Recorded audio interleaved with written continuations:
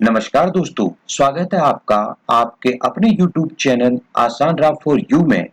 दोस्तों आज हम बात करेंगे इस वर्ष पंचांग के अनुसार निर्जला भीमसेनी या पांडव एकादशी कब है, पूजा और पारण का सुमुहूर्त और साथ ही जानेंगे पारण कब और कैसे करें। दोस्तों ज्येष्ठ मास के शुक्ल पक्ष की एकादशी को निर्जला एकादशी व्रत रखा जाएगा। मान्यता है कि निर्जला एकादशी के दिन निर्जल उपवास रखकर भगवान विष्णु की विधिवत पूजा से साल की सभी 24 एकादशियों का पुण्य प्राप्त होता है। तो चलिए आपको बताते हैं कि इस वर्ष पंचांग के अनुसार निर्जला भीमसेनी या पांडव एकादशी कब है, पूजा पारण का शुभ मुहूर्त और पारण कैसे करें। दोस्तों निर्जला एकादशी का व्रत 25 जून दिन गुरुवार को रखा जाएगा। एकादशी तिथि प्रारंभ होगी 24 जून की शाम 6:12 पर। एकादशी तिथि का समापन होगा 25 जून की रात्रि 8:09 पर। दोस्तों इस दिन ब्रह्म मुहूर्त रहेगा सुबह 4:11 से सुबह 5:59। अमृतकाल मुहूर्त रहेगा सुबह 6:46 से सुबह 8:32। वहीं अभिजीत मुहूर्त रहेगा दोपहर 12:02 से दोपहर 12:56 तक।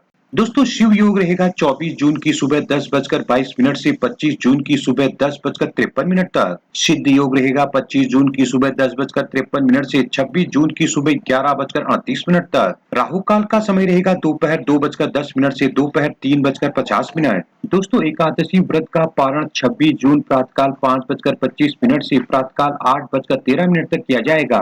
वहीं पारण तिथि के दिन द्वादशी समाप्त होने का समय रहेगा रात्रि 10:22। निर्जला एकादशी पूजा विधि। दोस्तों निर्जला एकादशी की सुबह जल्दी उठकर घर की साफ सफाई और नित्य कर्म के बाद स्नान करें। इसके बाद पूरे घर और पूजा स्थल को गंगा जल से छिड़काव कर शुद्ध कर लें। अब घर के मंदिर या घर की उत्तर पूर्व दिशा पर भगवान विष्णु की प्रतिमा को आसन पर विराजमान करें। इसके बाद भगवान विष्णु का षोडशोपचार विधि से पूजन करें और भगवान विष्णु को पीतांबर वस्त्र से सुसज्जित करें और चंदन का तिलक करें और पीले फूल अर्पित करें। दोस्तों इसके बाद केले, तुलसी पत्र और पंचामृत का भोग लगाएं। अब भगवान विष्णु के मंत्र ओम नमो भगवते वासुदेवाय का जाप करें। दोस्तों निर्जला एकादशी व्रत कथा पढ़कर आरती कर लें। निर्जला एकादशी पारण कैसे करें। दोस्तों निर्जला एकादशी का पारण व्रत तोड़ने या व्रत खोलने की प्रक्रिया को कहा जाता है। एकादशी व्रत का पारण द्वादशी तिथि को सूर्योदय के बाद किया जाता है। पारण से पहले सुबह स्नान करके भगवान विष्णु और माता लक्ष्मी की पूजा करें। इसके बाद भगवान को फल, मिठाई आदि का भोग लगाएं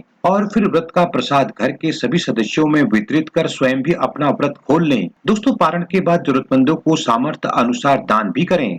अब जान लेते हैं जल कलश दान करने की विधि क्या रहेगी।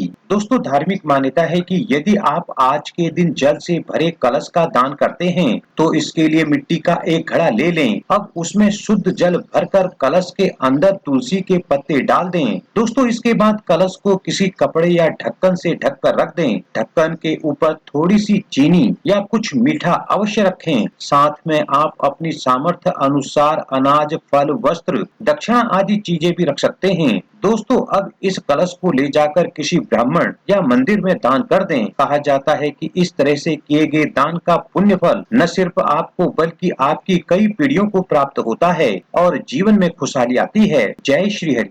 निर्जला एकादशी उपाय। दोस्तों निर्जला एकादशी के दिन भगवान विष्णु का दक्षिणावर्ती शंख से अभिषेक करें। इससे भगवान विष्णु के साथ माता लक्ष्मी का आशीर्वाद भी प्राप्त होगा। निर्जला एकादशी के दिन जल कलश का दान करना सबसे सर्वश्रेष्ठ उपाय माना जाता है। कहते हैं कि इस दिन खुद प्यासे रहकर दूसरों को जल पिलाने से कई गुना अधिक पुण्य प्राप्त होता है। दोस्तों आपको ये वीडियो और जानकारी कैसी लगी हमें कमेंट करके जरूर बताएं। वीडियो को ज्यादा से ज्यादा लाइक शेयर करें और इसी तरह की वीडियो के लिए हमारे चैनल को अभी सब्सक्राइब कर बेल आइकन को भी प्रेस करें ताकि आगे आने वाली वीडियोज की नोटिफिकेशन आपको सबसे पहले मिल सके।